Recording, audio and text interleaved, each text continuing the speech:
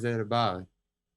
It's really a big story. So we had a course with French professor, and we created an idea about glass cube. Our idea was to show how nature is close to us, and at the same time, the nature is so far away from us. So we were going to put glass cube with plants and cool bed, I don't know, something Glass like that. cube, Yeah, interesting. yeah, in the city center. We were thinking about Sinai Spasskaya Sadovaya metro station, and just cool place for chilling and have a You gotta meeting. put it on Rubinstein Street. That would be great, you know. Yeah, Yeah, that's my alcohol. favorite street. And now we turned our idea to make nature close for people. So it could be something like glass house in the city center. And we are thinking about the art and science part of it. We are thinking now about sensors. For example, you can come closer to this glass cube. A sensor will be scanning you or something like that. And for example, Wow. you're funny, and then glass cube will be green, and etc. Wow, Oh, that's And super interesting. cool. yeah, thank you. And we are thinking about online part of this project.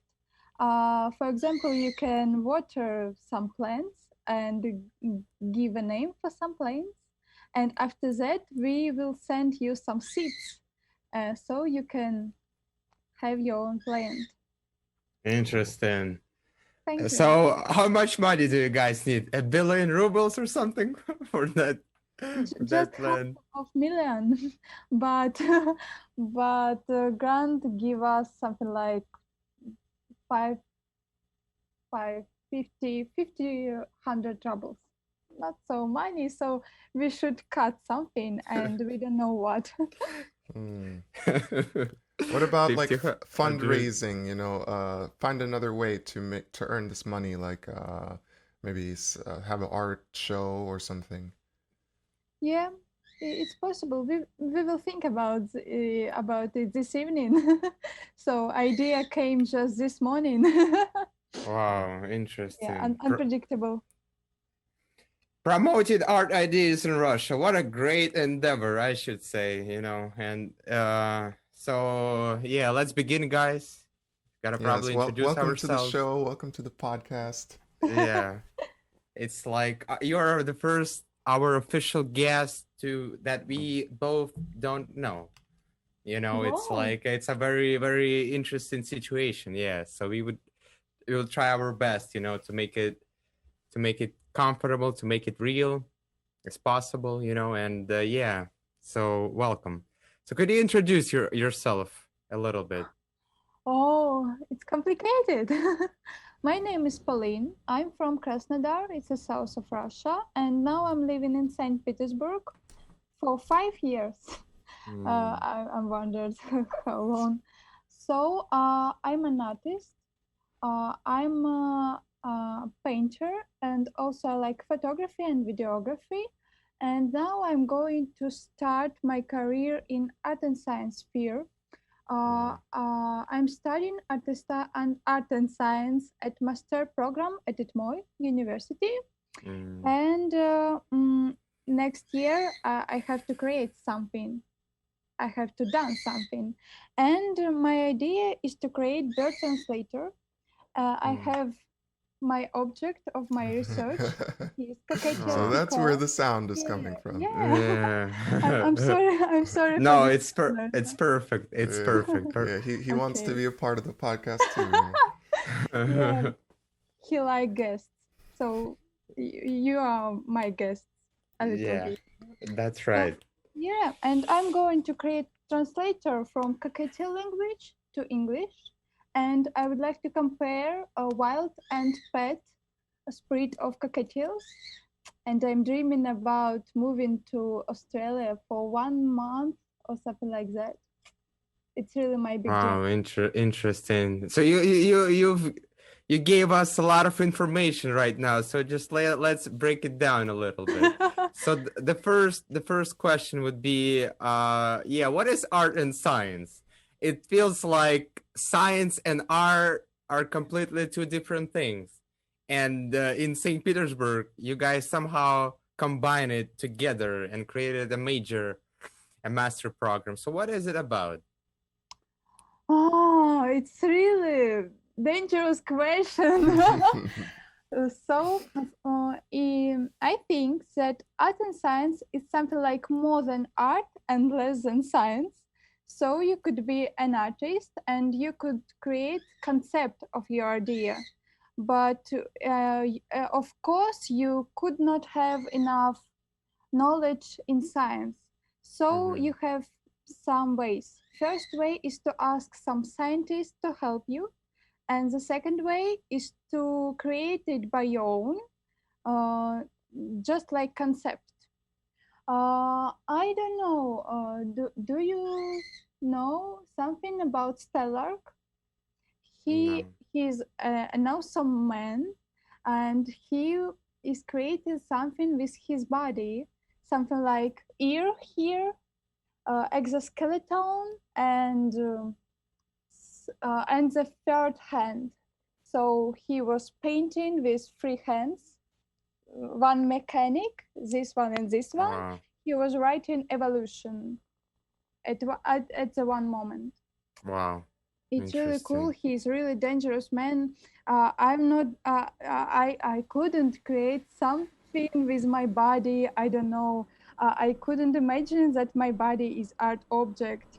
I'm going to create something outside my body. I'm afraid to do something with Wow, this. interesting. Yeah, but So one project is really cool. But I'm sorry. no, go ahead. I have to say, because I was really shocked by one project we studied it at post-humanism course. A woman was trying to give birth to shark. Yeah, To shark. To shark. Yeah. So she put small shark inside her, and after that she gave birth to the shark in the bassin. Yeah, water pool. Yeah, thank you. And it was so strange, so much blood. It's strange, but she raised some really good questions, because as you know, some people eat sharks and dolphins, and she was wondered, and she was interested, would these people eat her shark or not, and something like that. Would you eat her shark, Fedor? Yeah, I would eat the last bond. But it's interesting, you know. That would be like a very unusual way to explain this. How do you call this way? Like, is it postmodernism, or like what genre is that? Like Post-humanism. Post-humanism. Interesting. Wow. So it's even more crazier than postmodernism, right? So could you explain a little bit about post-humanism? What is it? To be short, it's about that people are on the same level with animals, and we don't have, we are not higher on, or как там будет ниже, or lower, superior or inferior. Yeah. We are the same, and if we are eating animals, for example, if you are not vegetarian or something like that, you should allow animal to eat you. You should allow other animals or other things to eat you. So if you are eating something, you could allow something to eat you. So Right. you let's just clean this up because it's a very interesting concept. First of all, I gotta say, but what if could this concept post-humanism be applied to, let's say, unliving object like a brick, like a stone, or I don't know, like this desk, wood, everything, like non-life object. So like what I'm trying to say is that we're building, like, apartments with blocks, right? We would put Yeah. it, we'd suck it up, but could blocks could oh they would say that, could blocks or like use humans to build a apartment off, you know what I'm saying? Like if we can use like those bricks to build blocks, bricks, what if those apartments could be built on humans bond, human body? Do you think that it's also post-humanism if we are going to that extent that animals can eat us? But why we treat unliving objects unfairly? Like why not, right? That would be fair at least. Because According, I'm gonna give you an example right here, straight from the point, and I've asked this question. So you don't, I assume you don't eat meat, right? You don't eat meat. You're a vegetarian. um, maybe, but I can eat your knowledge. Yeah, all right, you can. That's great. But let's just say that vegetarians do not eat meat, but they eat plants, right? They eat like cucumbers, tomatoes. But that plant is alive too. So Yes. this degree of pain is just, I guess, less you guys don't really see that it's when you bite or you pluck it from the tree. It's also pain for this potato or I don't know, watermelon. So why not actually? Yes, why not? According to post-humanism, everything is possible. You are already a good post-humanism professor. You are raising some really important questions. I'll send you after our meeting some literature. Yeah, that's Uh, perfect. That would be great. yeah. Tarik, did you understand what I want to say? Yes, Yeah, I mean, I've dealt with that concept already. I'm not so like questioning it because I mean the way I saw her idea, which I agree with, is we should get rid of this like factory farms because those animals that who are just like continuously slaughtered, they also had a life, right? And there's an energy, I believe, in animals, which if you just contain them without giving them at least some normal life, that like energy is transferred into the food when it's made as a food and you're eating it. So that can also affect your kind of body's, how it digests and how it gives back to you and stuff like that. So, I mean, the way I see it though is, yeah, if you're going to eat meat, you have to, yeah, what she said, give the animal the opportunity to also kill you. So that means you have to hunt it for yourself. And I just think back, like my mom used to always tell me stories that, when she came to America, she was so surprised how much meat is like in the supermarket because in Jamaica, in her country, they would just kill chickens. You have to have your own chicken coop and raise them up, feed them, and you have to kill them yourself if you want to eat meat. And Yeah, that's, but yeah. I agree. I agree with this idea that we should hunt ourselves like animals, go to forest and hunt. But let's say we cannot do that.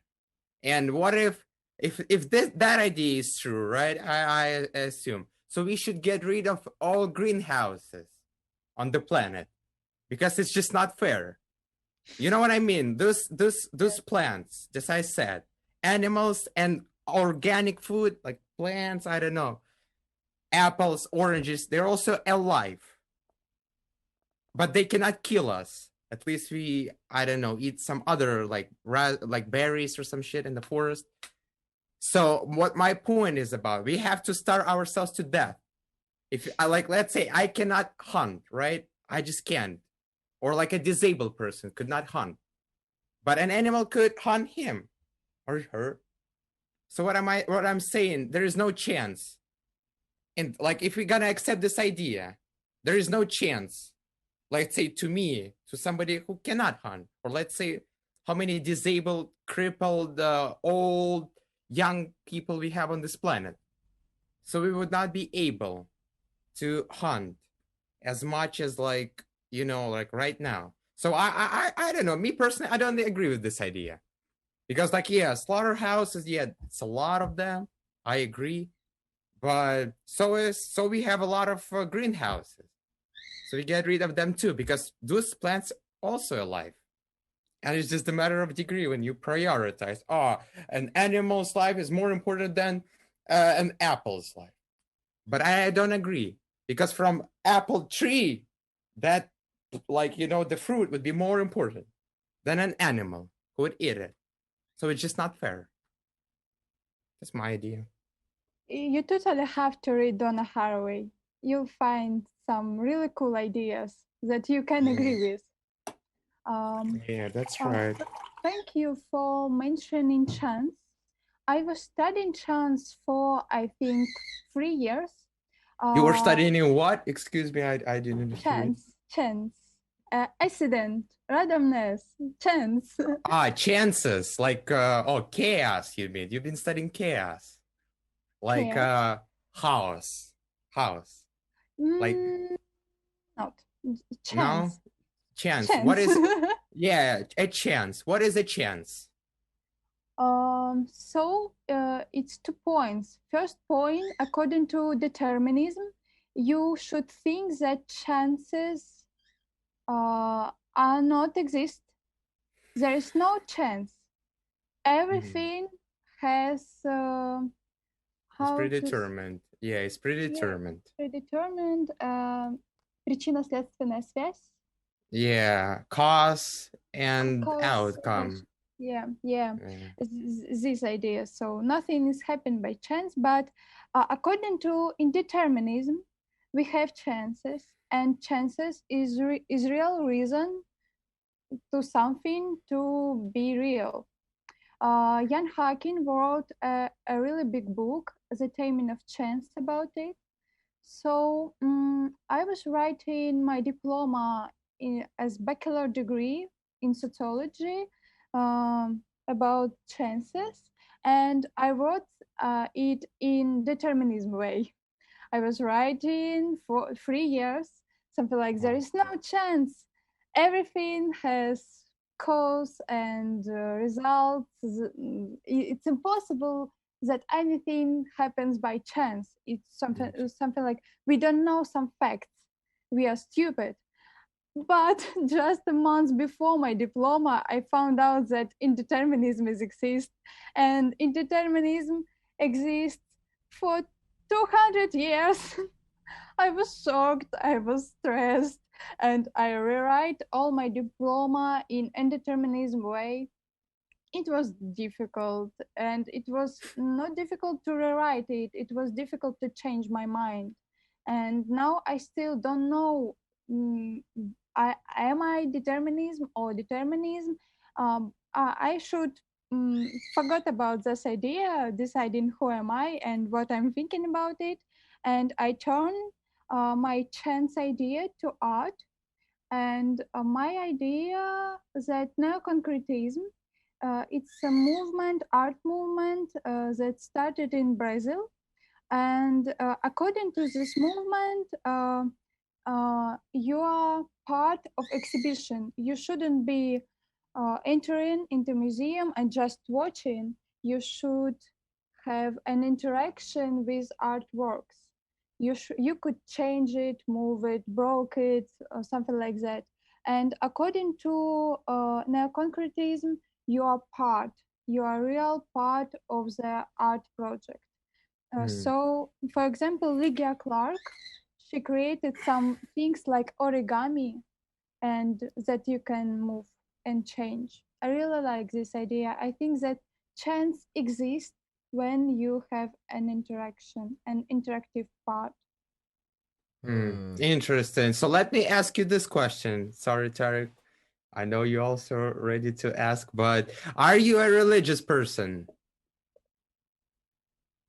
Person? Yeah, are you religious? Religious? Yeah. Do you believe in God? I think I do.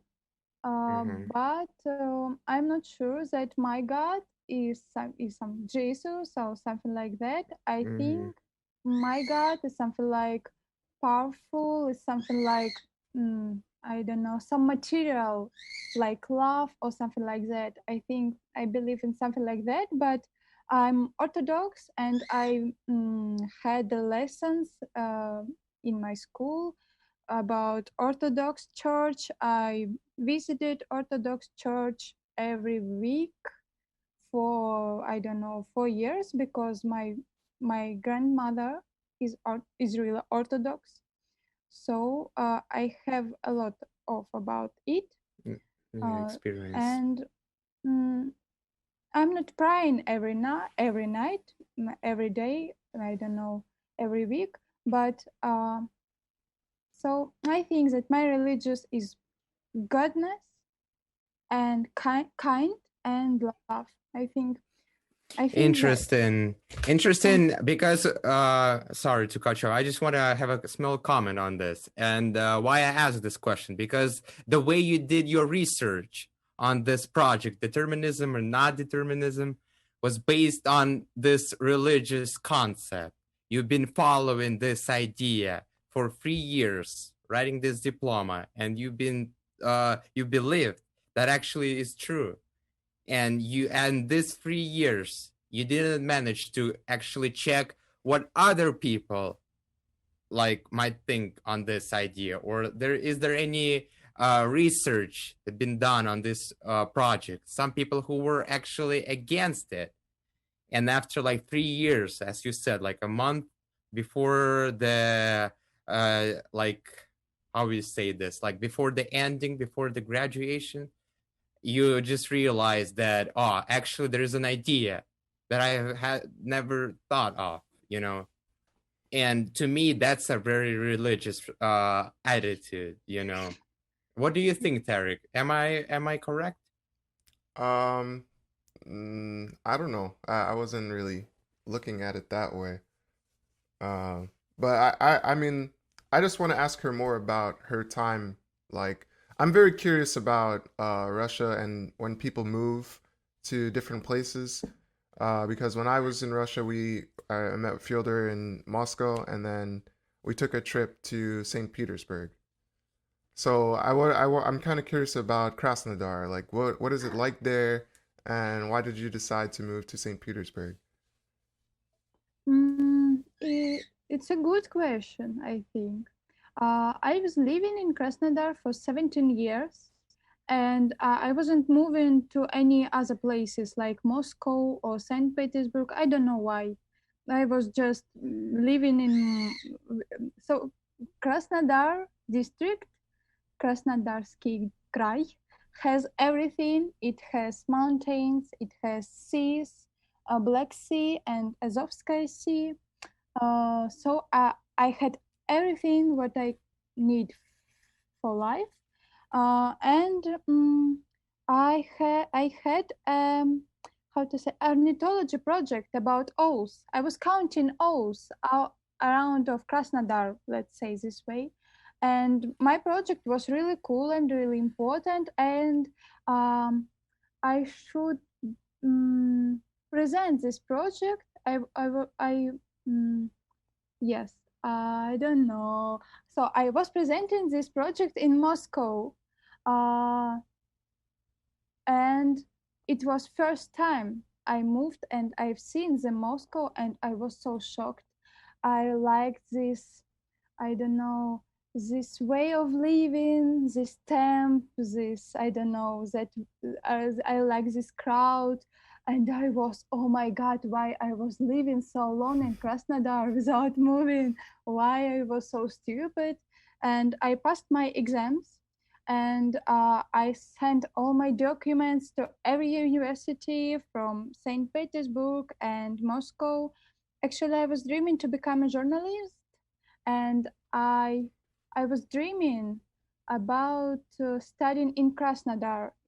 So I was living near Krasnodar, and I was dreaming about moving to the big city. And after that, after sending my documents, I found out that I'm not so bad, and I have some really good projects, and I can move to any university I would like. So I've got from St. Petersburg State University from sociology department something like, would you like to be our student? And I was sitting and thinking, I don't know St. Petersburg. I've never been here. I'm afraid. But I've decided that I hate everything and everybody, and something like I was tired, and I've decided to change everything, and I moved to St. Petersburg. I didn't remember this part, but my friend told me that I was really afraid. She said that I was believing in something like in the soul of the city, and she said me that something like I was afraid that St. Petersburg wouldn't like me. I was afraid that St. Petersburg will hate me, and I was so nervous about it. But I don't know. I moved here, and I realized that this place is really good for me. But I would like to notice that St. Petersburg is really cold city.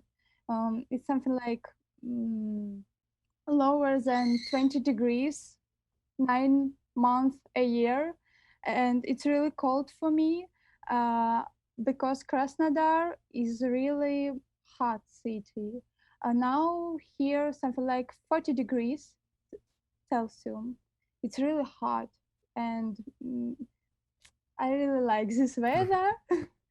So after traveling to Paris, I realized that Paris is something like St. Petersburg in culture way and Krasnodar in weather way. So now I'm in love with Paris. And I'm living in St. Petersburg, and I like it. I really like this atmosphere. How long did you visit St. Petersburg? We were there for a week, right? That's right. Yeah. We were just it was my first time in Russia, so and also it was Fyodor's first time in St. Petersburg. So we were both new, and the feeling I got instantly was like, wow, no, no, no, no, no. This is just like Russian New York. I'm just here. I felt completely comfortable, like the way the streets are, the number of people walking around, the energy. I just felt very comfortable. And I was like the only black guy. I mean, we saw maybe a couple more, but yeah, I didn't feel like an outsider at all. And we made some friends, we met some people along the way. So it was a really nice experience for me. That's right. But I wanted to ask you also, like, your art. I've taken a lot of looks at your pictures on Instagram, and I really like the perspective that you take. A lot of the angles are really nice, the lighting and the shadows are good. So I wanted to ask you, like, how did you get inspired to take these pictures? Hmm. I was taking picture on my phone, I think for 2 years. And after that, it was year ago, I've decided that I need a cam. And I bought a cam and moved to Flow Festival in Helsinki. And I was um, shooting a lot, really a lot. And I don't know, I think, how to say, страсть. I forgot Passion. passion. I found that it's really my big passion to be shooting. I really like this possibility of taking picture of a moment, and you can go back to this moment by thankful this picture. It's a magic, and I think a big inspiration. And she really gave me a lot of chances and possibilities to become a photographer. Her name is Polina Washington. She is a really awesome artist, and she was shooting me. And I asked her when I was buying my first cam, should I buy it or I shouldn't, and she helped me, and I think she's really important for me in my photography way. I'm inspired by her works. Also, I like Lina Shailinus. Also, I like a lot of other photographers, as LMA Watson, 1924, as also Watson. It's Ellie's husband. It's a brand. Yes. So I think that big inspiration for me is people, and they gave me a power to do something. Interesting. So have you ever also, because I was also interested in photography for a while, and then I started to kind of look into the world of how to become a professional photographer, and yeah, it really intimidated me. I was like, I could be taking these pictures for years and never make some money from it. So I'm curious, like, yeah, how do you see yourself in terms of if you're gonna go in that way, that direction to be a professional photographer? Or also another aspect I thought of is like it seems like people are more going towards video field, and you mentioned that you also do videography. So I'm wondering if you are also like in this in between to decide. I've decided that I'm going to be a scientist. So writing scientific articles is really good for me. I'm curious while I'm doing it. So it's my main направление. It's my main idea to what to do with my life. And I would like to shoot and to do videography just as my hobby. I don't really want to do it with monetization. I don't really want to get money from it. I'm just going to do it just for fun. And I realized it thankful marathon also by Polina Washington. She had a marathon about fears in arts, something like that. And she had a part about money. And I was thinking that, oh, I'm shooting, I'm buying cam, I'm buying lens, I'm buying tripods or something like that, and I have to do it something like not so painful for my money, for my Budget. kopilka. Yeah, Yeah. thank you, Fedor. She asked me, Polina, do you really want it? Why do you want to create art? What do you want from art? And I realized that I want just to have this feeling and be not be thinking about money. So it's just my hobby. Of course, I have some goals in photography. For example, some ideas. For example, to shoot something in water, to study how to photograph not people, but also some things like glasses or jewelry. But I'm not going really to make money from it. And Well, yes, no, go ahead, go ahead. Are you finished? oh, So it's interesting because on your Instagram, been like scrolling it down, and I've never seen I didn't find any research papers on it or the process that you've been writing it. So maybe because I've met a few examples of scientists, and actually one of my best friend is a scientist. He works at this university, but in another campus. So he doesn't have time to do something else than writing research paper and conducting some work in his laboratory. So do you think that you would find time, you would have some like spare time to just you know devote yourself to that passion, photography? Because I think that like art itself is more uh like for you to be like in a good like shape, in a good like mindset, than science, than being a research being in a research field. I think I'll find time. Of course, it will be difficult. Of course, I'll have not enough time for my hobbies, for my passion. But I realized just, I don't know, 4 months ago that everything that you would like or want to do, you are not doing because everything is good for creating it. You should do something creative against all circumstances in your life. You should do it at night, you should do it in the morning, something like that. But there is no chance that everything will be idea for you to create something Mm. creative. Yeah, I I was feel wondering, I feel yeah, the yeah. same way, because whenever I'm doing like a project, and say we'll take this podcast, right? I already know there's gonna be some mistakes, or some slip ups, some challenges that I'm gonna meet. But I try not to let those future problems stop me from just doing it. I just feel like you gotta just, yeah, there is a kind of risk, or yeah, as we talked about earlier, this chance, predeterminism, that there's gonna be some mistakes, or some problems you have to deal with.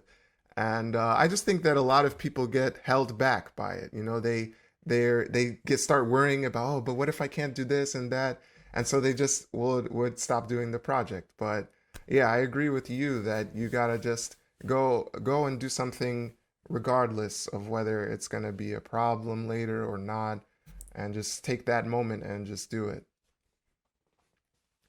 So, another thing I wanted to ask you about is we have, like as you said earlier, about people and nature and how we're slowly kind of moving away from it. I also agree with you that it's interesting that at this time we have the internet, which helps us all connect, but we're still in this balance of how to use it, right? Some people are using it mostly for entertainment. A lot of people use it for knowledge and education, and I see it as like a tool for communication to spread a message. And of course, this message is going to be um, in this pool of ideas and messages, because that's what I see the internet as, like a big pool of everything that could happen. So I'm just wondering, do you think it's possible that the message of trying to slow down technology and maybe take a pause and maybe find some way to go backwards in humans, to go back towards nature, that it's possible, and if it will be spread through the internet or in another way? Hmm. I think I should think a little bit about it. Further, what do you think about it? Well, yeah, that's a good question. Nature. But this concept of nature, everybody appreciates in a different way. You would meet a person from Alabama, the south part of America, and he would explain that, oh, bro, I don't even see internet as a thing. I just need my land, my animals, my children and wife on the land. You would go to the rural parts of China, like to the west side, and be like, wow, those people don't even have that access. They have to climb to the mountain to get an access. And there's been a well-known article about it. But so this idea is not like, it's not unified, and I guess it's more related to people who has been living in a city, like in the megapolises, than some villages and countryside. So this like our problem, local, in terms of the size of a city. And as being a person who was raised in that community, I would say that internet, I mean, internet creates trends. Internet creates mainstreams. I mean, people do that but internet just distributes that knowledge. So I guess if there will be a like a trend that, oh, nature day, hashtag nature day, or like love nature, people like, oh, stada baranov, like a bunch of yeah, baranov, I don't even know that word, like sheeple. In English we just say sheeple, like all bunch of sheeples would go to nature and be like, yeah, we're connected now. But to me, it's just like, yo, everybody. Oh, yeah, that's vulgar. I'm not gonna say that. Everybody wants like how he wants and when he wants. So I don't like, yo. It's just like me personally. I'm really connected somehow. I appreciate. I know how to find nature. It's all right, to me. But I cannot speak for the whole humanity, for the whole people in the city areas. Do you speak with plants? Are you talking to the trees? Yeah, not really. I like to observe them. I like to look at them, to scrupulously just like, draw these lines on them, just feel, touch, and just be in disconnect. I want to buy a magnified lens and just like be like, wow, interesting. So many branches, so many veins. That's life. And people eat that stuff, murderers. So I don't know. Yeah, I do. I do not talk, but I do appreciate their existence. So you can find Olga Kiselova's works, and she's really talking to the trees, and she's always posting at her Facebook also about technologies a little bit. She's always posting something like, "Today I'm talking to the trees," and every day she has the same post, something like that, with different pictures, of course. Yeah, And yeah.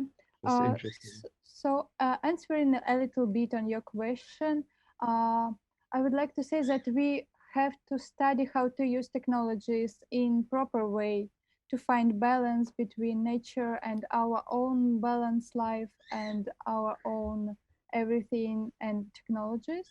So, it's difficult. We should find the way when technologies can help us to be enjoying the life and to be enjoying the nature. And I have one example about it. Amy Young, she's an artist, art and science artist. She created an app, so you can take this app to the, for example, forest, and you can turn on your camera, and this app will show you something like, I don't know, all bacteria, all cells. You can see something like that, that there's not just tree, it's whole universe in this tree, and something like that. It's so interesting. I really like your idea. Interesting. You're so spiritual with plants, trees, I guess. Yeah, I get this why. But what you just mentioned? We should design a proper way how to use technologies, and that technologies could make people happier. Well, technologies do make people happier, and I can tell from my own life experience. I was originally born in Smolenskaya Oblast. Yeah, город Rostov. It's like yeah. Do you know that place? Of course. I've never been here, but I would like to visit it. Yeah, that's interesting. Not all people know about it, but yeah, that's cool. So I see that life there, I mean the lifestyle, the quality of life is not as good. So my aunt, for example, she would come home from her work and just, use this gadget for the rest of the evening. And when I was coming back, she was just using it. And then I just realized, actually technologies make her feel happier, because otherwise she would be just so bored, or like she would look around at her life. She would not enjoy it. So I guess in this regard, artificial happiness, but yeah, technology brings. So what do you think, Tarik? Yeah, it's interesting to think about it that way, In some ways, right? My first thought is like, yeah, she's enjoying it, but what does it do for her? It's like a passive fix for her disconnect. And I would say that she, yeah, from based on this description, that she is disconnected from nature because what you called bored, right? She would just be bored without it. That's a time that she could use to go outside and, like, I don't know, see the trees and the birds and the water. And I'm sure Roslavo actually has a lot of that kind of nature when I've seen some pictures Interesting. there. There is a well-known phrase, I guess. Three things that person could watch it and then in an infinite time, right? Like water, fire, and some other vulgar stuff. I'm not for the podcast, but actually, for how long, man? And it's not just Rostov example. You disconnect yourself from nature as well. Yeah, I that's do, true. and oral people, but just to the another extent, like just different in a different matters. We go to canteen and we get this tray and we have rice and new or like other like cucumbers with some sauce and we eat it, but at the same time we watching I don't know some like a top sheep cooking like I don't know $300 dish, and we would be like, yeah, enjoying. That's connection, isn't it? So I guess we have to like realize we have to really calm down ourselves and at least stop to be like, yo, we have to do that and be like still doing the same shit as other people do. I think the ones who actually enjoy natures never talk about it, never do a podcast. They're already there enjoying. That's my opinion. And that's actually very interesting. That's why I kind of like it just slowed me down. Like, yo, actually, if I was enjoying nature, I would not advocate for that. That's how I went hiking one time with my friend professor. Yeah, that was really fun to do. We had some beers. We went to like, to the mountains area in Hanzhou. It was a really big, slope, and we just had to climb it all up all the way to the apex. And I was really enjoying, but like professor was taking pictures of it, just like you like to do. And I have a strong opinion about it. While he was taking this picture, this is my personal belief. I don't want to insist on anybody, but when you're doing this at that very exact moment, you're missing it. The moment itself, it's gone. I'm gonna give you an example to just really connect this story. My late friend Max, who used to talk a lot. I lost him like a year ago. And I actually used to record our conversation because when I was in a not sober mood, I was just like, yo, man, it's just something crazy. Let's record this. And when I start recording this, he just asked me this question, yo, man, why do you do this? You know that you're missing this moment of talking. You would not get it afterwards. After you're going to listen to it tomorrow, the day after tomorrow. I mean, our condition is not important, but like this, the whole moment of having this conversation right now, that's important. So when you reload this, you're like, I don't want to say reflect, but you just look at it again. It's not the same. So instead of just trying to capture that moment, but you're like, while you're already missing it, I just enjoy it and just sense it and store it into my heart or somewhere in my memory system that I can be like, yeah, damn, that was a good moment. That's right. I mean, I have no like bad feelings about like taking picture and stuff, but I have an example. Tarik was me and Tarik. That was the first time in Banya, and I showed him Banya. Yeah. So as he walked out of Parilka, laid down, I took a picture of him. And as I did, I was just still watching.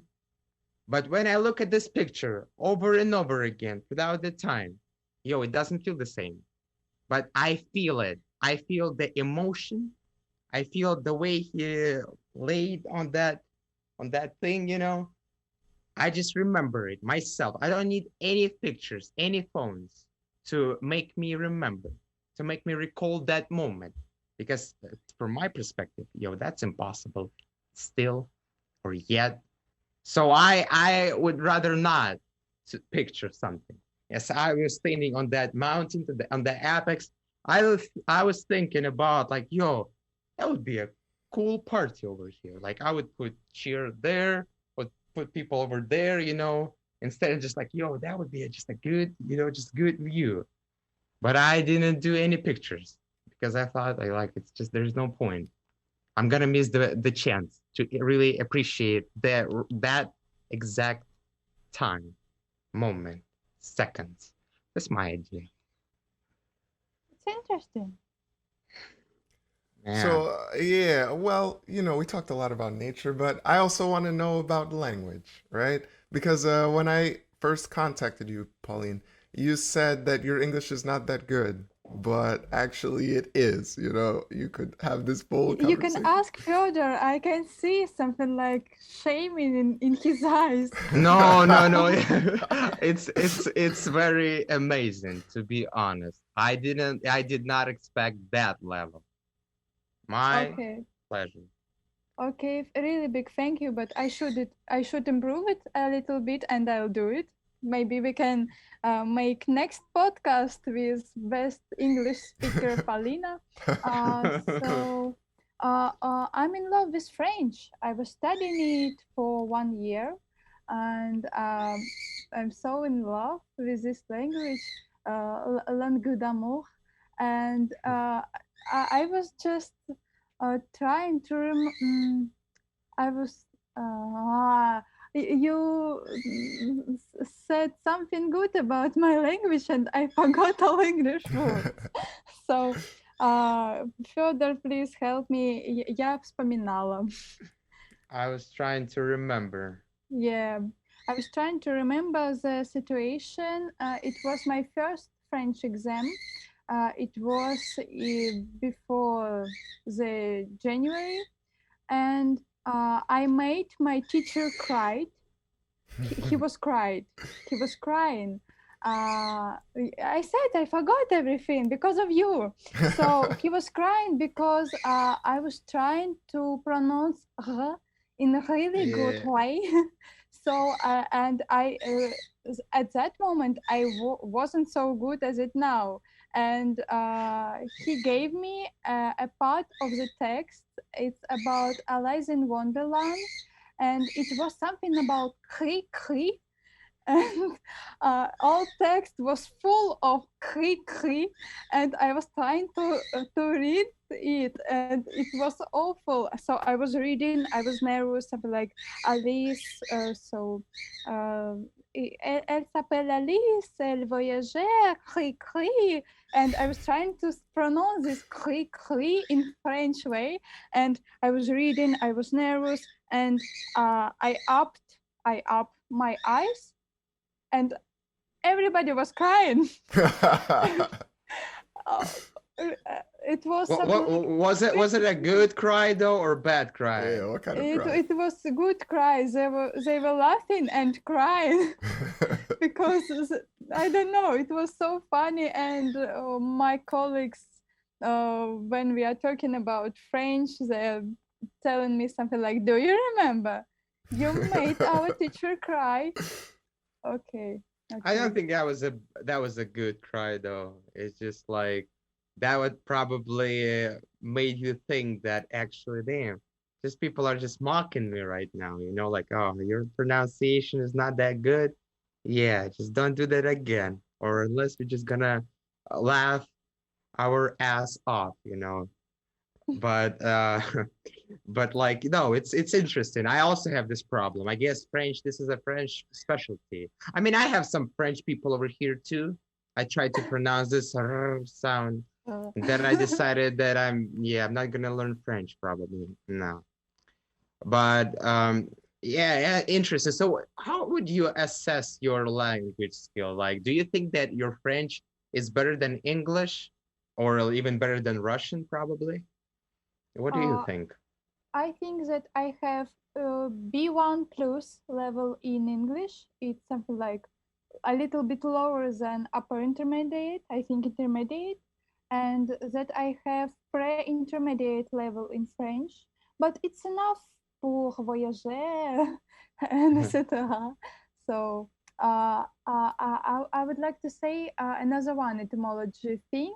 My surname is Belokrenitskaya. In French, it's I would like to try it. Belokrenitskaya. Awful, awful. So in English, it means white well, place for water. I really like this idea. It's Ukrainian surname, and I've got it from my grandfather. So I'm very neat Interesting. now. So I'm just curious because like I have a very particular reason why I started studying a foreign language. But I think in America this context is a little bit different because here we're constantly kind of uh like discouraged. So basically people say, yeah, don't worry about it. Don't like foreign language, it's not that important. Just speak English. So it was like a real like personal reason for me to start learning some foreign languages. But I'm curious about you. What attracted you to French? I don't remember, to be honest. I was trying to study French by my own, but I wasn't really good at it. So I had a course, and I think that language are breaking walls around your head.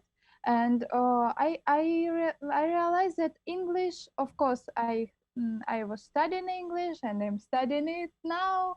So so I was um I wanted to to find something interesting in other language. For example, I found out that souvenir is something like it translates like a memory. So you are not buying souvenir like things; you are buying memory. Interesting etymology way. Also, I really like that French have poisson. It's fish, but it's writes almost like a poison, like poison.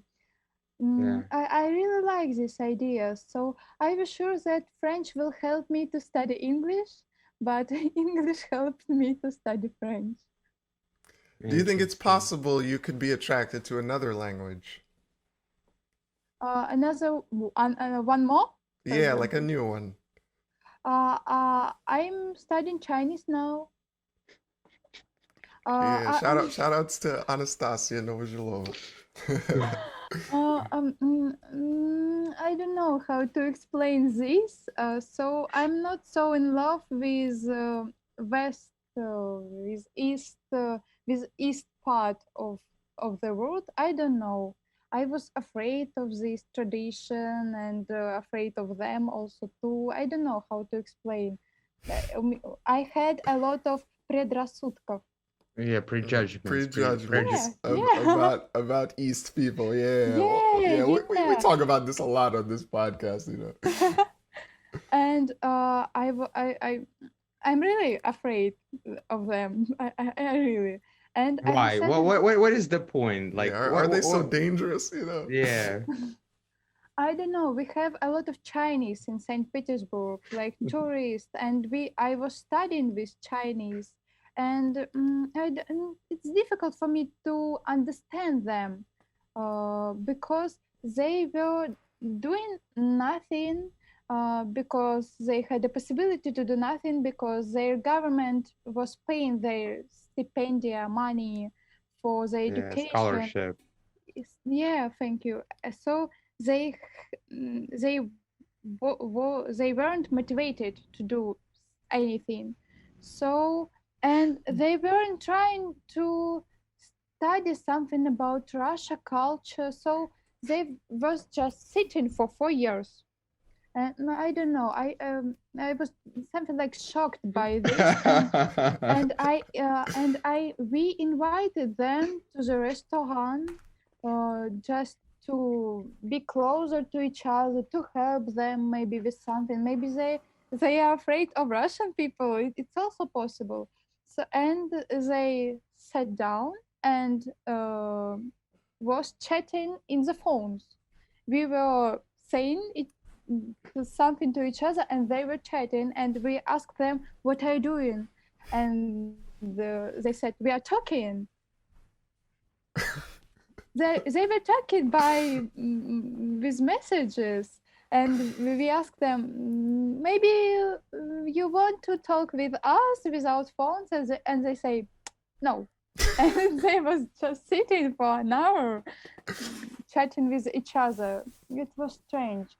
So I don't understand them, and I decided that I have to study language to understand them, and I'm on my way now. And you know, if earlier I was thinking something like they're awful, they're full, and etc. Now I'm thinking, я уважаю их. You respect them. Yeah. I think that I respect them now, because they have a really big background. It's not the same as background of what? Background of chatting on the phone, or what? What background are you talking about? 5,000 years. 5,000 years. Government background. They have another history, another tradition, just like that. Yo, dude, I'm not gonna do anything. I'm not gonna say anything. Start this one, but... I know. I'm gonna comment a little bit, but you gotta cut it off, man. So not like the previous part a little bit, but it's all right. No, I have to say that it's been it's been a big debate between me and Tarik, whether right now Polina is a good example, man. To just wow, actually, does she really need to learn this language in order to better understand their culture? Or she could go find some YouTube videos, some books, read it in Russian, understand it, and probably will find answers without spending, or rather wasting, your time on that new language, Chinese. Well, this is my point. My point, yeah, she will find the answers. She will, because she wants to. That's her mission statement, right? Yo, I just want to understand, why do people just not curious? And that's a good question, actually. I don't even know this myself. Yeah, this is a consistent question on this podcast, because as you can see, I don't know, for all people watching, you know, there's three people. Two of us, we know each other, you know, me and Fedor, but Polina is the first time. But we could just have this conversation, you know. This is a product of our curiosity, all three of us, and we could just talk. And there's no, you know, I wouldn't check my phone during this time, because I want to hear what she has to say. This is a person in front of me with a whole life to ask questions about. But it seems like nowadays people are so caught up with their phones and their close friends or some celebrities on their phones, so they have lost this curiosity about just a regular person standing right in front of them. But anyway, I just want to say, you know, about, you know, this Chinese experience.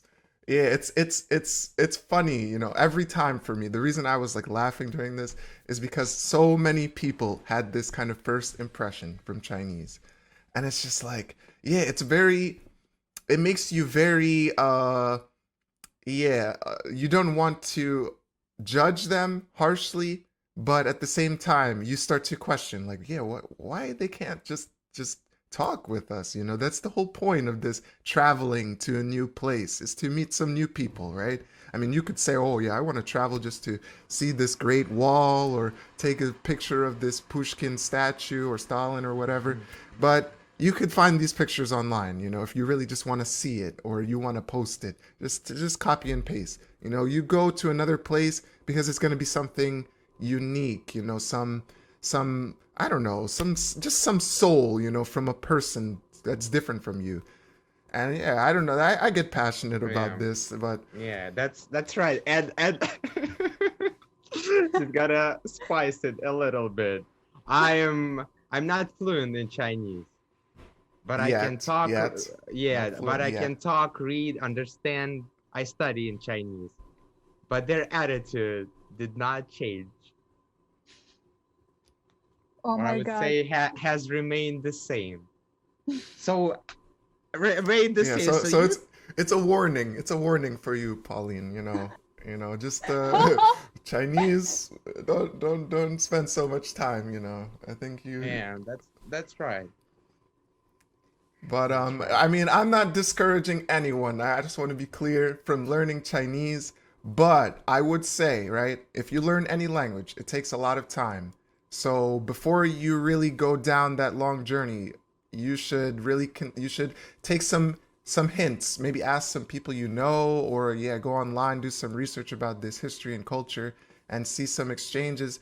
Because yeah, I mean, from my experience personally, I also studied Chinese for like a year, probably longer than a year in total, maybe like 2 years. And at the end of that long language journey, I was very disappointed, And been there 2 times. I've been to China 2 times, Pauline, more than any other country, and both times it was not enjoyable. And I just want to say, right, because as soon as you criticize China, Chinese people get offended very, very quickly. They just want to, oh, you're just criticizing China because you're this and that and this. But that's not the case. And as an American, I want to hold on to my right to criticize something, because I'm not saying that, your people don't have the right to exist or your traditions are wrong.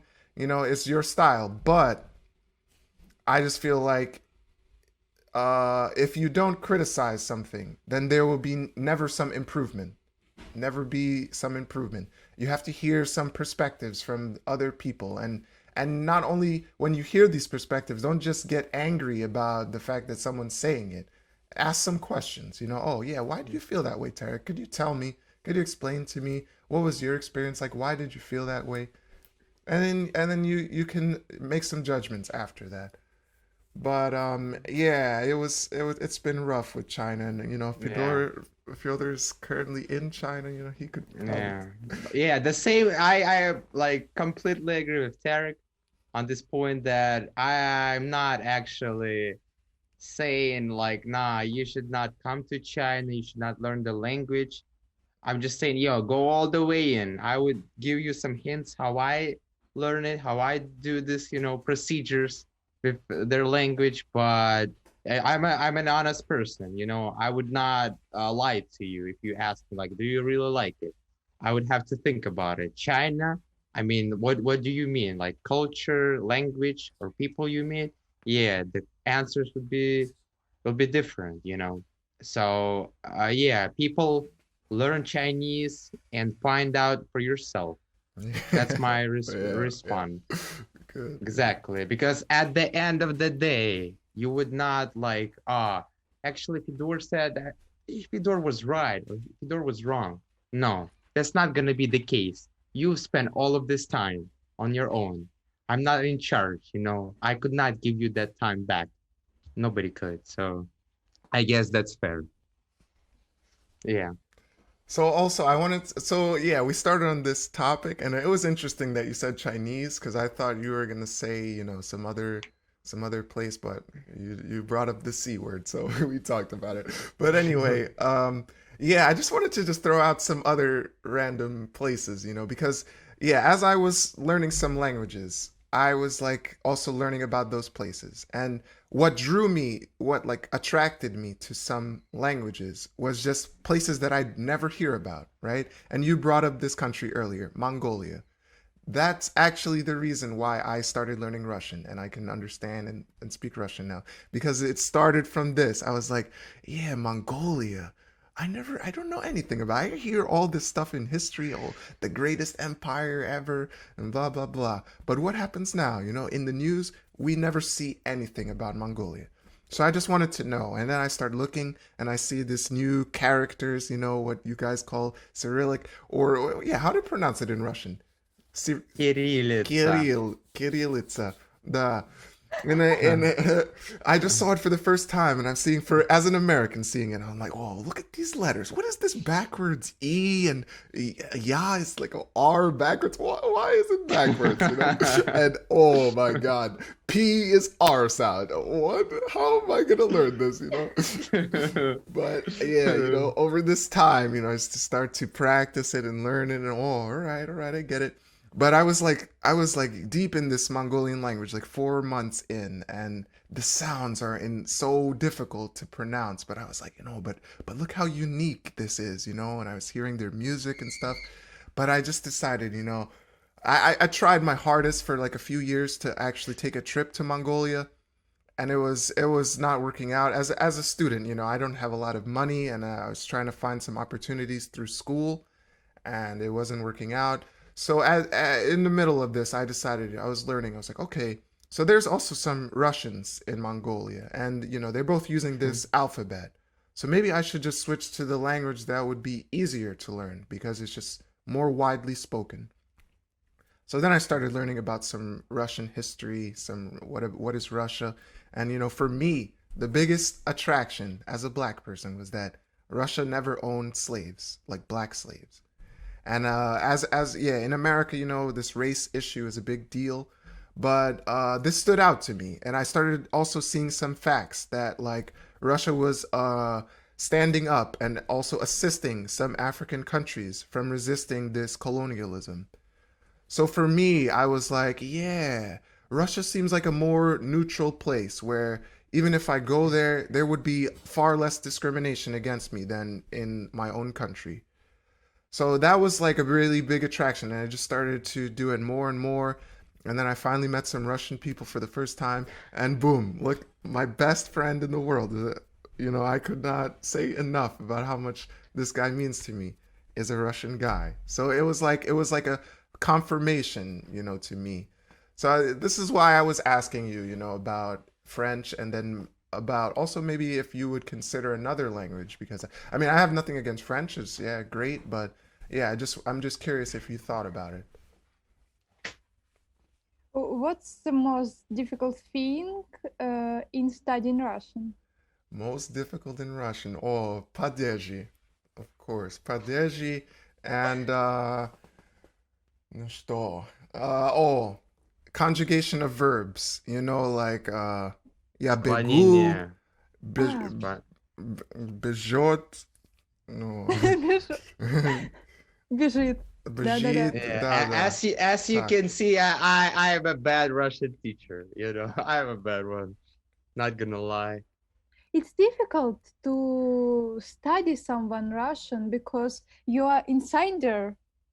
You don't understand the pupil that you are studying.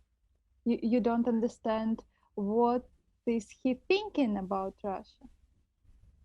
Well, he knows all He like my knows? Yeah. Okay, thoughts, yeah. okay, But I okay. think the main reason he's a bad teacher is just like we just prefer to just exchange our messages, you know. We want to just talk about Yeah. something and just get it across. So we just don't. I mean, it's to be fair, you know. I could push you more to teach me, right? But I don't because again, I also just want to talk with you. You know, we just have this Yeah. bond. So I don't even think you're a bad teacher. I just think, yeah, The we just. problem with this thing, man, and with all audience, you should know, is that Russian is not like a world spoken language. And from my perspective, I would really hold on this opinion that it would be so extremely hard for you to learn it abroad and not in Russia, you know. Whereas in English, I can do this everywhere in the world. Everybody speaks it. Like even in China here, nobody speaks Chinese. I mean, inside of my community, and nobody wants to speak to me in Chinese. That's the point, you know. As soon as they see a Russian guy, yeah, they presumably like, yeah, actually, hello, man. Yeah, old white people speak English. Welcome. It's like, all right, yeah. So that's the another problem. Yeah, you should cut that off to get. But yeah, so in like if you, in order to learn Russian, if you really want, and I just like if people, not just Russian, but like also Mongolian, Vietnamese, Ukrainian, you would have to go to those places, to really get into that, because nobody could teach you besides the Russians, Besides Babel. Babel, notice us, please. Babel. So just a small reference to our future sponsors. Yeah, so that's the problem, But French, well, I don't know. From my side, at least to me, it was all people. People are involved in every aspect, in any craft, in any endeavor that I do, that I like prefer to do, to really put myself into, put my soul. And the English, the reason why I can speak it now is because of this guy right here. And Tarik was a good he was a good introduction class. He was a good representative. He is a good representative of his country, one of the best, I would say. I've never met anybody better. And when I meet, man, I will tell you right away. I will bring him to the podcast. This guy is better than you at being American. Yeah, because he's been like talking all the time. Yeah, probably would say it to Polina as well. Yeah, Polina's English is better than mine. You would say that? No. I'm a fair judge, all right? I mean, Polina's English is good, I would say that, but yeah, you're much better. Come on. But every time, Polina, I just gotta tell you, every time this guy been like, no, Fedor. Especially when we were both together in China, in Hangzhou. I was like, yo, look at this girl. Yeah, her English is better, man. I was like, really? Like, study. So I was constantly getting this pinnock kick, kick out. Like, yeah, God. So I had to, in order to get to that level, to at least try to compete or try to impress, and that's what I do to this day. I have this desire to impress, one person. So that's what I mean, like, this is my question would be to you. Do you have any French friends?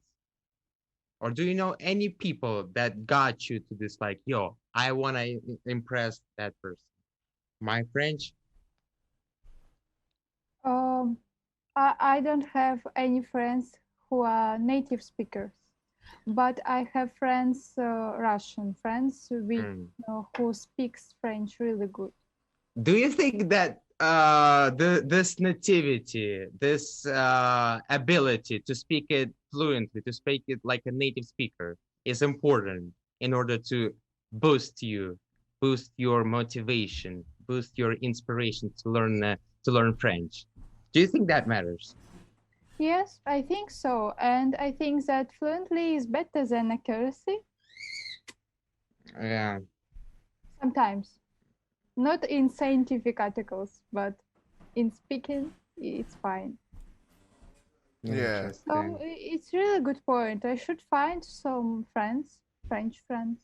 Well, I don't know, I don't know about it. I have to actually reconsider this, because you have some Russian friends, and these guys or ladies, they inspired you a lot. So then you can actually go and study. And the funny thing is how you put this French words into English sentences, So I just like, it's just so cute to me, And I would never do this shit in Chinese, I would be like, I would be so ashamed to be like, my name is Li Xiaolong and I am Shibasui. So it's just like, it would be just man, you don't know how many Americans do that with Japanese, man. Oh my god. We have a whole subculture, of Americans who want to be Japanese. Like, literally, they want to be Japanese. But Wow. yeah, that's a whole other topic. We'll pull that one Yeah. on another podcast. Interesting. I kind of wanted So to ask Pauline a really deep, yeah. big question, and it's Oh because my God. yeah, prepare yourself, all right? Because earlier you said, yeah, when we were talking about kind of like religion, you said your God would be kind of like love. So I want you to maybe talk a little bit more. Have first question is, have you ever loved a person? A And I person. don't mean your family. I mean like a Mhm. stranger. Mm, I don't know how to answer this question because I really like this. I really like myself when I'm in love. I really like my existing. I really like my way of thinking and etc. But it's just in love. It's not real love. In Russian it's влюбленность и любовь. Вот. I'm not sure that it it was really love, but it was totally влюбленность. And Mm. I like this way. I think that love for me now is something like more closer to kind. And I couldn't say something like it's kind, it's love. I think that love and kind now for me is something like it's one thing. Hmm. Very interesting. That's the very Russian way to kind of dodge this question, you know. Love and влюбленность. No, no, no, no, no, no, no. I think, and this is, I guess we share this opinion, you know, to understand like love and attraction. We have this, but what that means, I'm gonna be rough on this one because we are all adults. In terms of love and attraction, you know, it's just like, yeah, two different stages, two different degrees on this, I would say, feeling, right? On this chemistry, is how those Yeah. famous people like to put it. So have you guys lived with each other, or like did you have some like really close connection to make it from attraction to transit it to love? Or what was wrong with that attraction that it did not become love?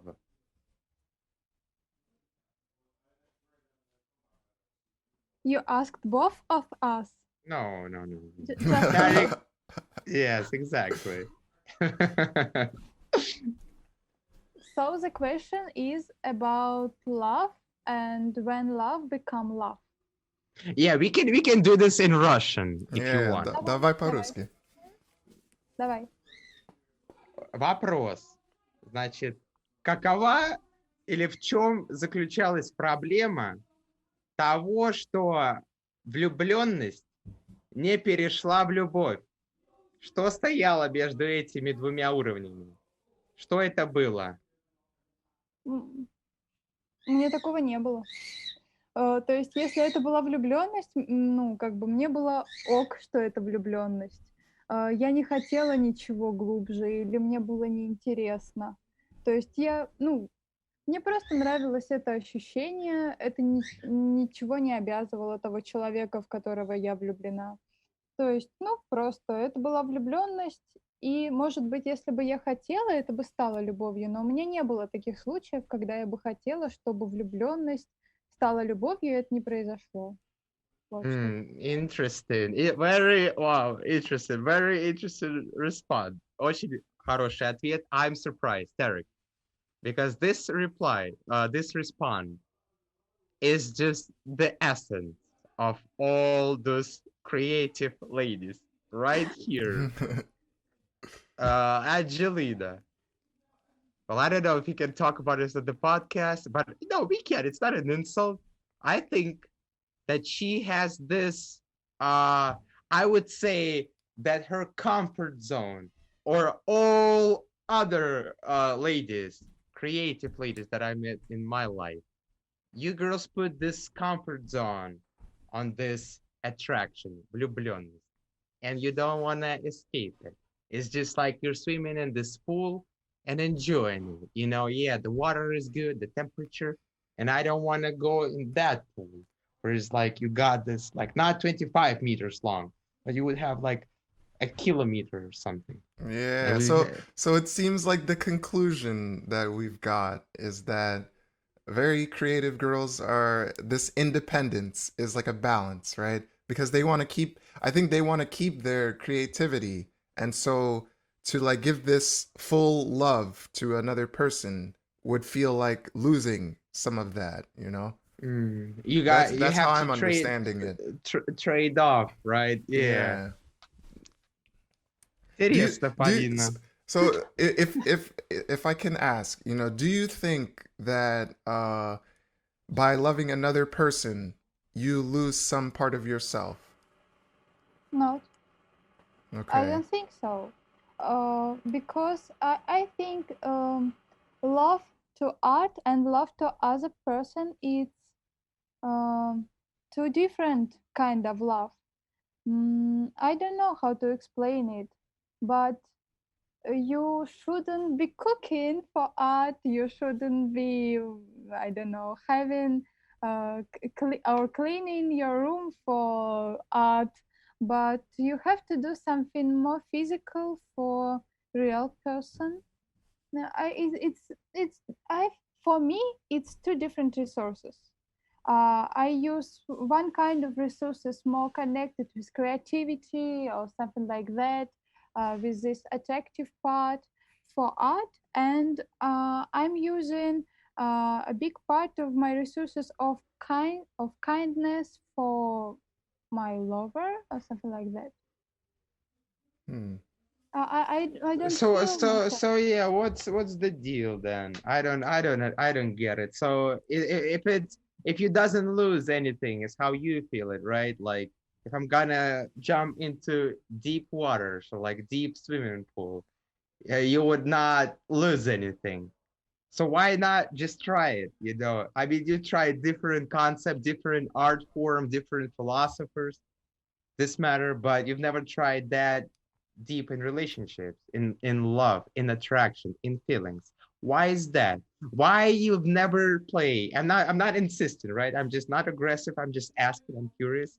Why you've never tried to just yeah, go deep in that field, in that kind of yeah, in love basically. Why do you prefer to swim in one swimming pool and not go deeper? Firstly, I would like to say that something like jumping into the water, the process of jumping is attractive part.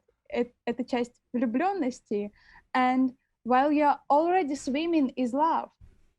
And your question was about why am I'm not in love swimming pool? Yeah, or basically, yeah, why you're scared? Is water so cold to you or what? Like you got not too cold to me, it's just like it's good, on the shore. Why is Uh, that? Interesting question because I'm in this swimming pool. It will be something like 5 years with my boyfriend, and he's musician. So Interesting. Interesting. So you're swimming right now. So so it's love then. We have this feeling. We came clean, right? We've been like trying to touch the water, then we put our one leg, then too cold. Then you like adapt second, and then you start swimming.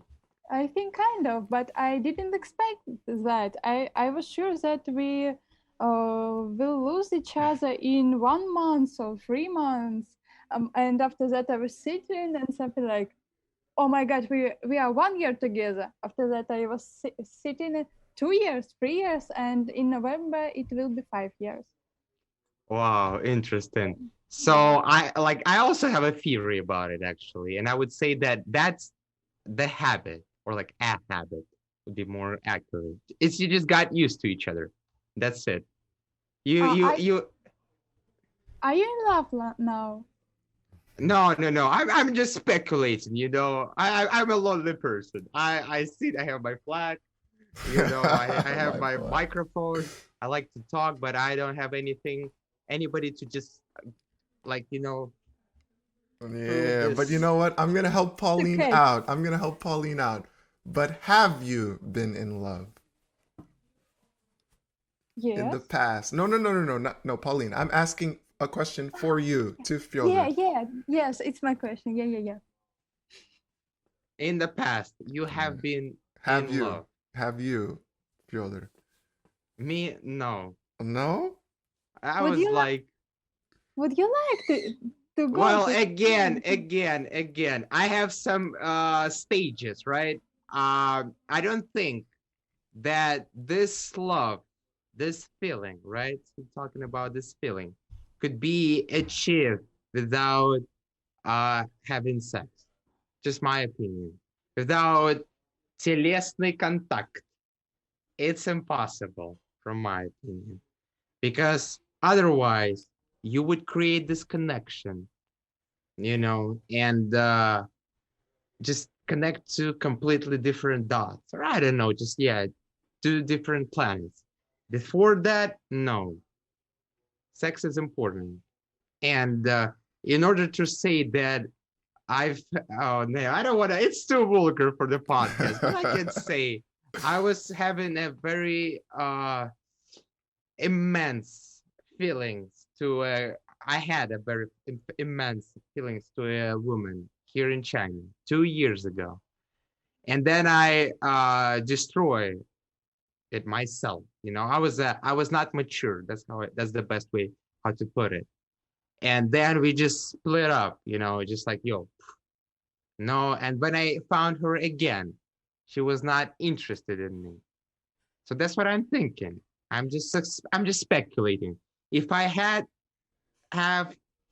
had sex with her that time, at that honeymoon, yeah, first period, and then when I found her again after a year without no looks, without no dates, yeah, she would excuse me. I think she would have excused me for my misbehavior. But since we didn't have anything, then no.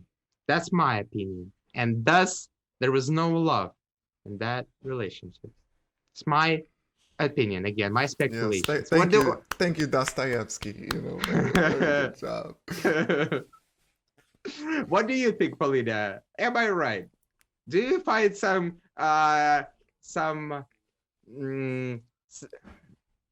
some seeds of trust, some seeds of accuracy in my words?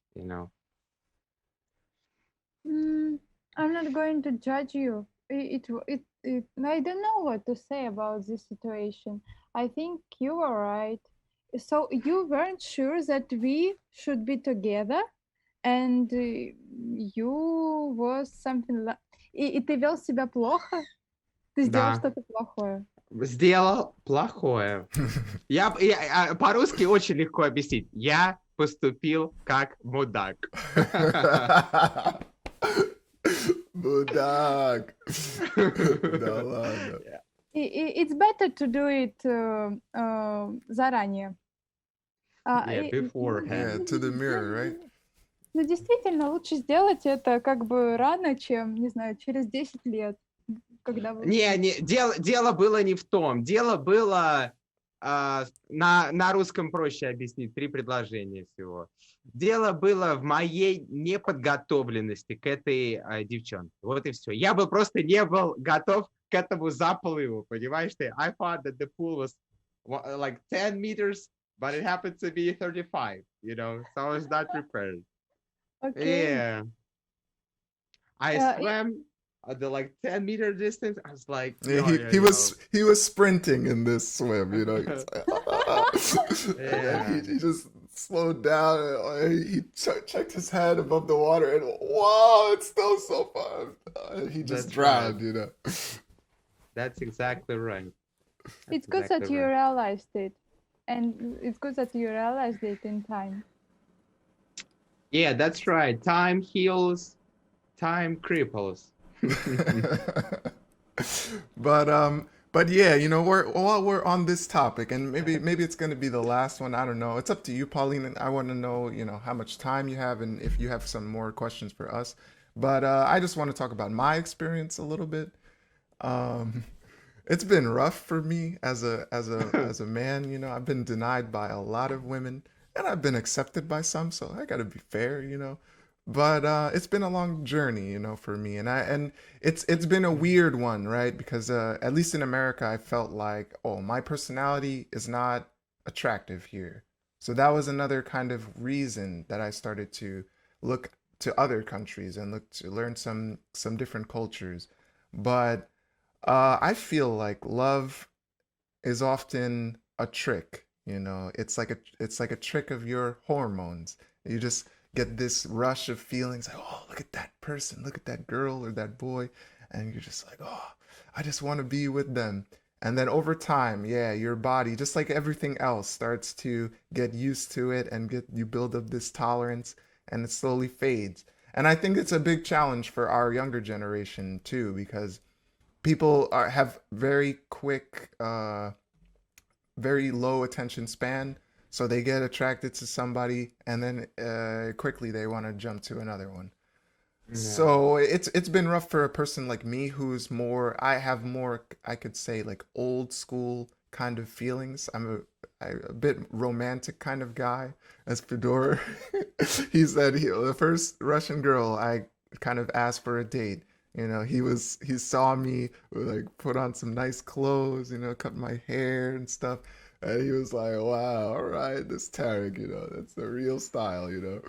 But yeah, I just feel like I'm lost in this generation. So what I want to ask to you, Pauline, is how do you feel about this modern situation with love? Do you think it's because the last person we talked to said she thinks it's the easiest time for people to meet and hook up, but I think completely the opposite. So I'm wondering what is your opinion? Um, I think it's just problem of our time that we are jump into other person too quick and too fast, maybe. Uh, I'm not judging it. Mm, uh, I don't know what do I think about it. I'm happy that my situation is other, that I wasn't jumping and I found my anchor, якорь, да?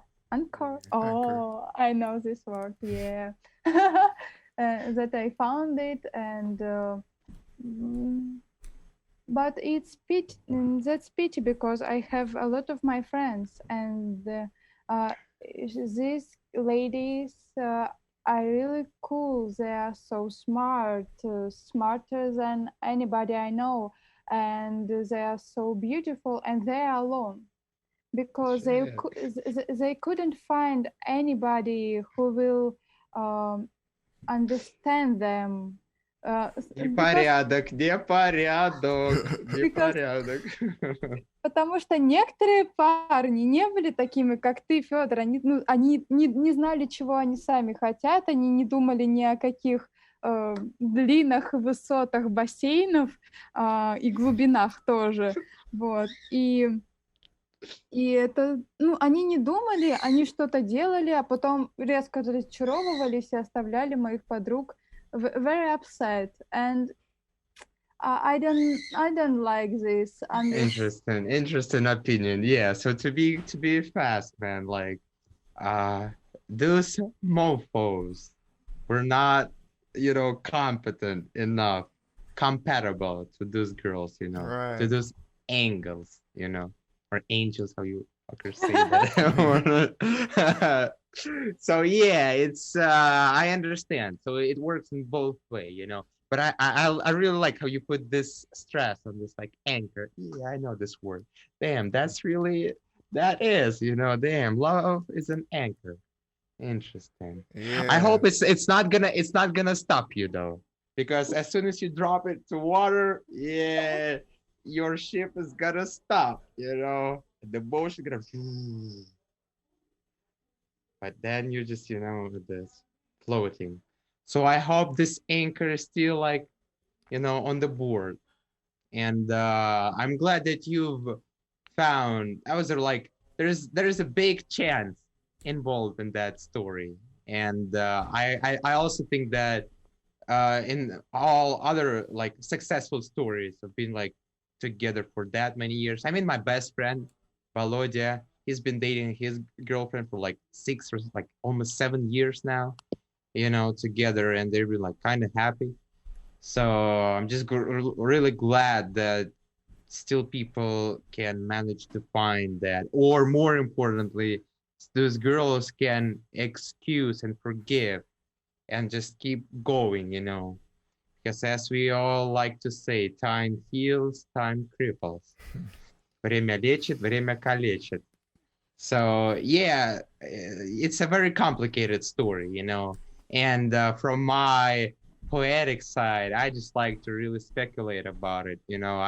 I feel that I'm capable enough to just pick some random cute words and be like so eloquent and expressive, without even knowing the real feeling about it.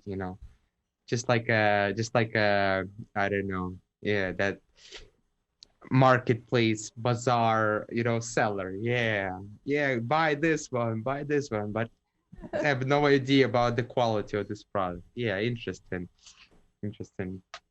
But yeah, thank you. I guess this conversation is getting затухает, as I would say, as the fire is burning and then getting extinguished.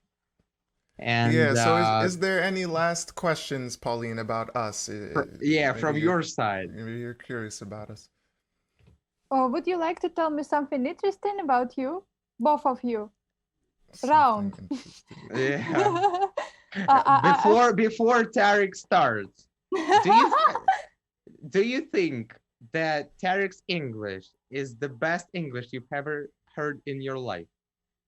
Yes. But how many people have you heard speak English? It could be not so many. You have a really good pronunciation. I understand you. I think I have I think I met 100 people in native English speakers or who knows English. And Tarik, your English is really good. All right. Don't be nervous or upset of that. And no. Fedor too. Yeah. It's interesting for me. I just speak English. It doesn't feel like I'm better than anybody, like Americans or anything. But all right, thanks, guys. It's good. Appreciate. Yeah. But I would like to hear something in Russian. You haven't said a lot of in Russian. I'm still shy, to use Russian, and my to create this sentences is it's still difficult. Like I can understand when you were telling about this your feelings and stuff to Fyodor, I could understand actually like most of it, but for speaking, I'm still very weak in this. I need to spend more time in Russia. That's my feeling. Yeah. Or in China, probably, we have some Russian girls over here. But speaking of interesting facts. Yeah, tell yours, man, and then I'll go. Yeah, interesting facts about me. That could be a really interesting hint for our audience, for you as well. I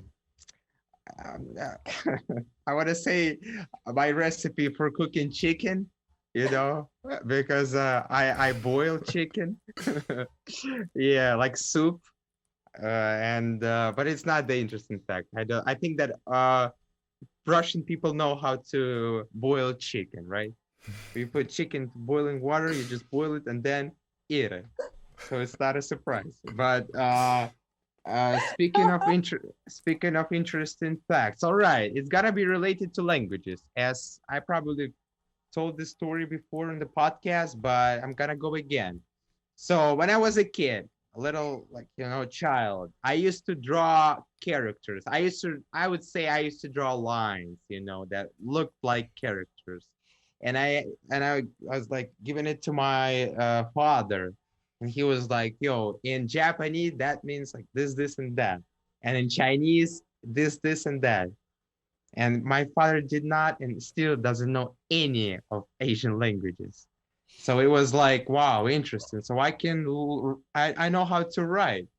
And I just said to myself, when I'm gonna be, looks like an adult, like a teenager, let's say, yeah, I would love to learn Chinese. This is just my interesting, like an interesting fact about myself. Yeah. All It's right, so all cool. right. Yeah, my turn. Interesting fact. Whenever people ask, about what is an interesting fact about me, I'm like, it's like a shock. Like, oh, can I find something? What is interesting? Can I answer for you, man? Sure, yeah. I don't like this question. Go ahead. Tarik drinks vodka with no zakuska. Oh my God, you're real Russian. Yeah. I was like, Zakuska, что это? Не нужно. Давай, Three shots in the row, no problem. Russian. Мне еще очень нравится, когда после алкоголя иностранный язык намного легче и лучше говорится. Yeah, Да. that's true. That's true. Actually, I learned this fact from when I was studying Japanese. When at first it was so hard to practice, also this shy feeling. But after some drinks, yeah, boom, I was like Yeah. fluent in Japanese. It feels like you have a knot on your tongue. And when you get tipsy, yeah, it just untangles, right? Yeah, that's right. So, yeah, but I don't really think so, to be honest. I mean, no, sometimes yes, sometimes it's just it's not really pleased to talk to somebody who is who is multilingual, Yeah. especially when somebody starts talking in completely Japanese. I feel really frustrated. I'm talking about this gentleman, because Tarik can speak or could speak fluent Japanese back in the day. Right. So Yeah, I yeah, could still speak it, but it's just not as good as before. yeah. Yesterday I was studying the kind of gravuras in Mm. Japanese. Вот это Gravuras. I don't know what that is. kind of pictures. I don't know. Oh, Yeah. gravure. Yeah. It's like modeling, Fedor. Yeah, It's like, yeah. especially girls gonna be in bikinis or something. Yeah. Are we talking about the same gravuras? Maybe. I'm not sure, but at least that's what I know. So I'm talking about old kinds of gravuras. I was reading about one artist who painted a really cool wave Mhm. with Oh, with Fuji mountain. Yeah, is it a Japanese art? Japanese art, and Yeah. I'm really in love with katyo-e kind of gravuras, because this kind of gravuras full of birds. Oh, so beautiful. I was spending, I think, 1 hour exactly just watching and saying, "Oh my God, how beautiful is that?"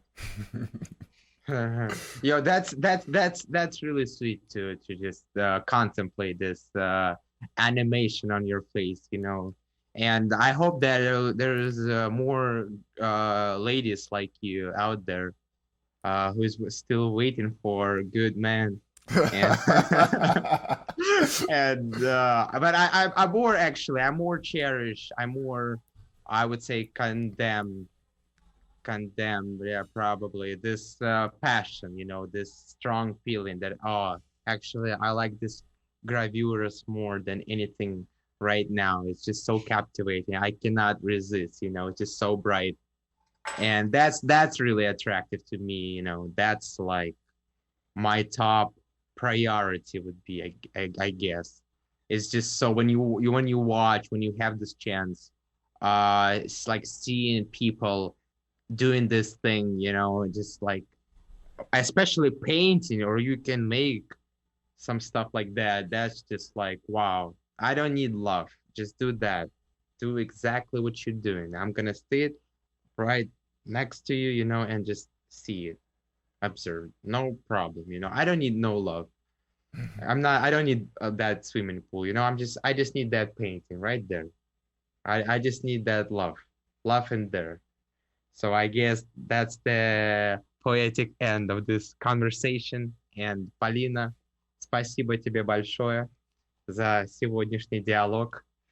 Вот. Ты молодец, ты супер. Вы тоже. I'm in love with you guys. Thank you for this conversation. I hope you enjoyed it. Yes, thank you so much. And I just want to say, a special thank you because we have never met before, as we said, and it's not easy to just get some guests, especially people who you don't know, to just come and have a talk. It's a lot of people are rejecting us. So yeah, just thank you so much for just giving us your time. You're so cool. It was easy to be talkative person. So thank you. Waiting for you in Russia, Tarik, and waiting for Fedor in St. Petersburg. Yeah, that's right. I guess it's not gonna happen this year. I made this decision already, kinda. So I would need to stay in China for another year probably. Дай бог. Дай бог. And then we will see. Yeah, so thank you again. Спасибо. И до свидания. Okay, До bye. свидания. Пока-пока.